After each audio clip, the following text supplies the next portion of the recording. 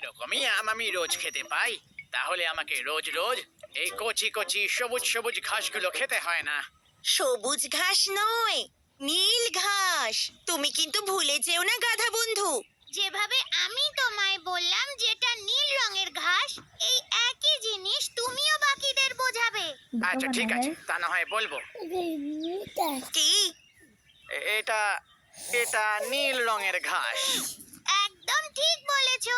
এবার আমাকে বলো, এই ঘাসের রংটা কি?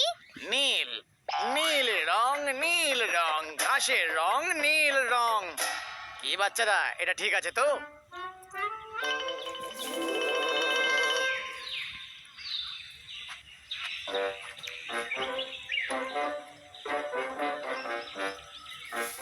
আরে, ঘাস খেয়ে কি তোমার মুখ পচে গেছে, যার জন্য তুমি আম খেতে এসেছো? আমি শুধু এই নীল রঙের ঘাস কেন খাবো বলো?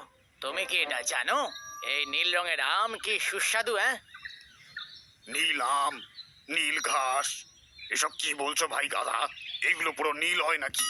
তুমি কি জানো না বন্ধু ভালু, সূর্যগ্রহণের পরে পাতা, ফল এবং ঘাস সবকিছুই নীল রঙের হয়ে যায়। আরে না বাবা, তুমি আমাকে বলো যে এই ঘাসের রং তুমি কি দেখতে পাচ্ছ বন্ধু ভালু?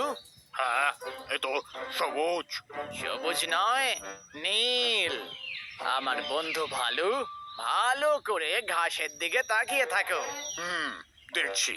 তুমি কি এটাকে ঘন নীল রঙের দেখতে পাচ্ছ না? হ্যাঁ, গাধা ভাইয়ের সাথে মনে হয় কিছু হয়েছে। এখান থেকে কেটে পড়াই মনে হয় ঠিক হবে। দেখে বলো এটার রং কি সত্যিই নীল নয় বন্ধু? হ্যাঁ ভাই গাধা